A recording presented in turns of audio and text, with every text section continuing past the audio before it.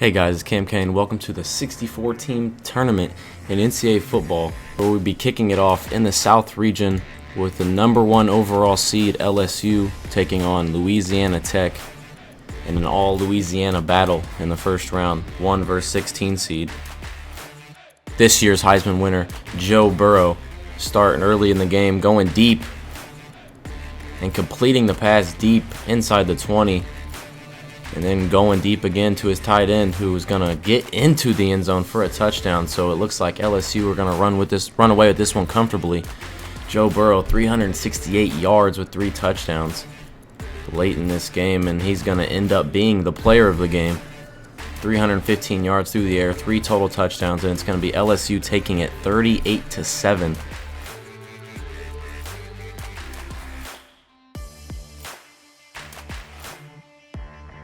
As you can see right there, they just outclassed and outmatched Louisiana Tech. It wasn't even close.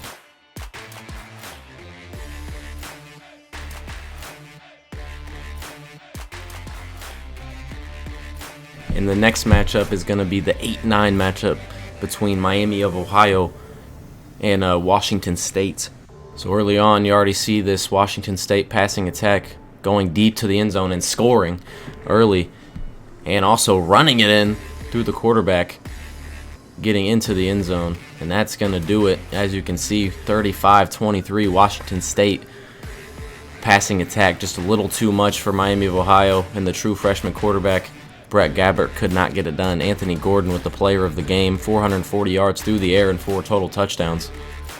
So passing was the emphasis in this game for Washington State, as it always is with a Mike Leach team. 440 yards through the air. Even though turning the ball over twice, they still got the job done in the end.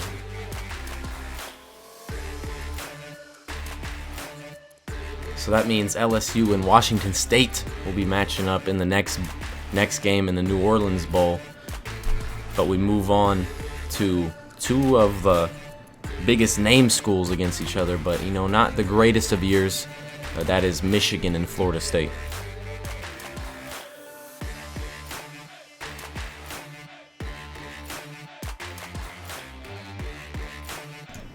So we're going to pick it up here late in the fourth quarter. FSU holding on to a 4-point lead.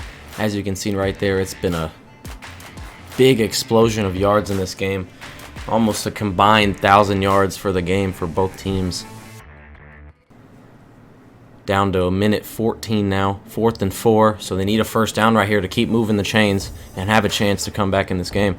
Shea Patterson dropbacks the pass, finds a receiver who truck sticks a player and gets the first down, and then it's 1st and 10. Shea Patterson off his back foot, throwing towards the sideline. That's going to be picked off, and that's going to do it. So Florida State is going to pull off the upset over Michigan. Shea Patterson throwing off his back foot, and the safety or DB, Samuel Jr., getting the pick, sealing the deal for Florida State.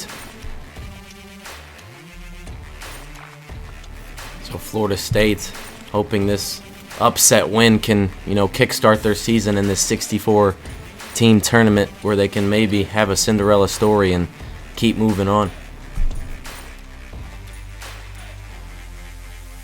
So now we pick it back up with the 4 against 13 Minnesota versus Wake Forest. Minnesota having their best season since 2003, their first 10-win season since 2003.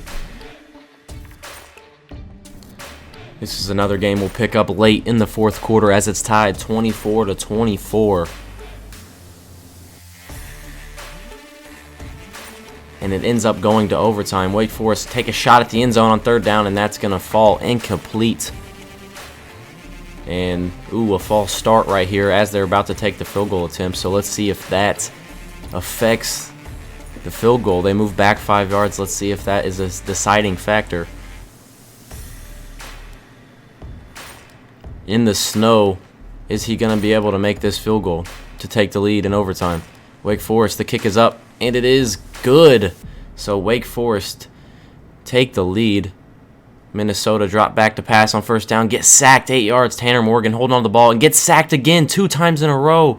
So 2 bad decisions to hold on the ball there. Tanner Morgan tries to throw it over the middle, and that's incomplete. So 4th and 28 right here. They got to go deep to try and get this first down to keep the season alive for Minnesota. They go deep, and it's going to be dropped.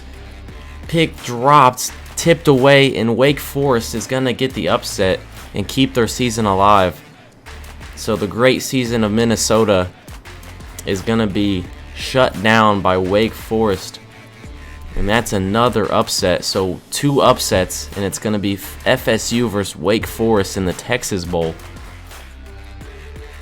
So now we move on to the other side of the bracket, where it is number 6 seed Air Force versus number 11 Miami. Air Force bounce back year after 2 seasons going 5-7, not making a bowl game, go 10-2 in the Mountain West.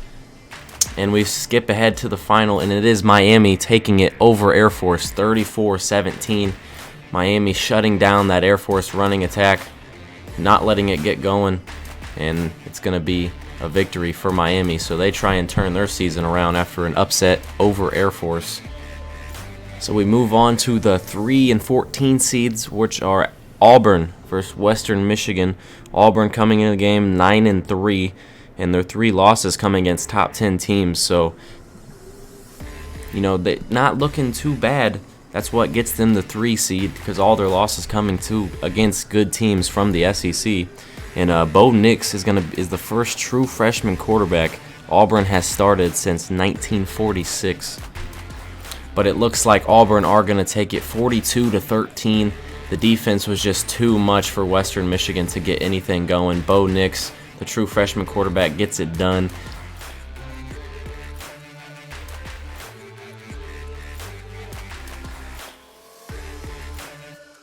So that means it's going to be Miami versus Auburn in the Camping World Bowl.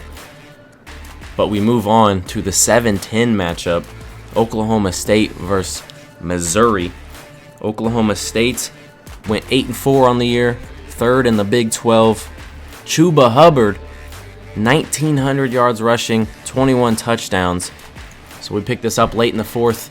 Chuba Hubbard picked up a minor injury, so he couldn't play the rest of the game, but Oklahoma State get the touchdown, and now they need a 2-point conversion to tie this game.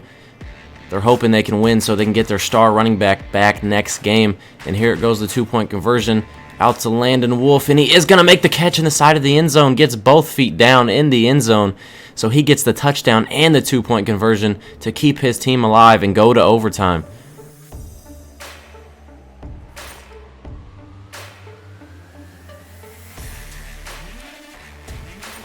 So in overtime, Missouri start with the ball.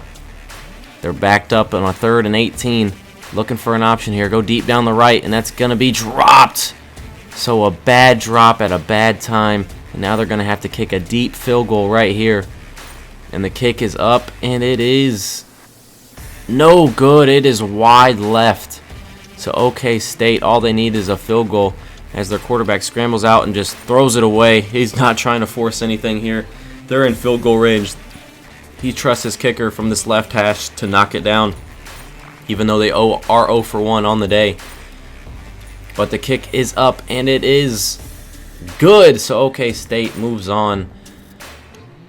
They'll be excited to move on and get Chuba Hubbard back into the next game. He picked up an injury early on in this game, and he could not play. That's probably why they only rushed for 137 yards, and they focused on the passing late in that game. So we move on to the final game of this South region, which is number 2 Baylor taking on number 15 seed Wyoming. We picked this game up late in the 4th. Wyoming trying to score to tie this ball game up. They're going to have to score and get the 2-point conversion. Vanderwall goes over the middle, gets his completion to his receiver, who breaks a couple tackles and gets down inside the 10-yard line. And here goes Wyoming trying to get in the end zone here. It's going to be a quarterback read, and he's going to read it perfectly, and Vanderwall is going to get in the end zone for the touchdown, but they do need the 2-point conversion to tie this ball game up. Can they get the 2-point conversion? They send a tight end in motion. Vanderwall drops back, throws across his body, and it's going to fall incomplete.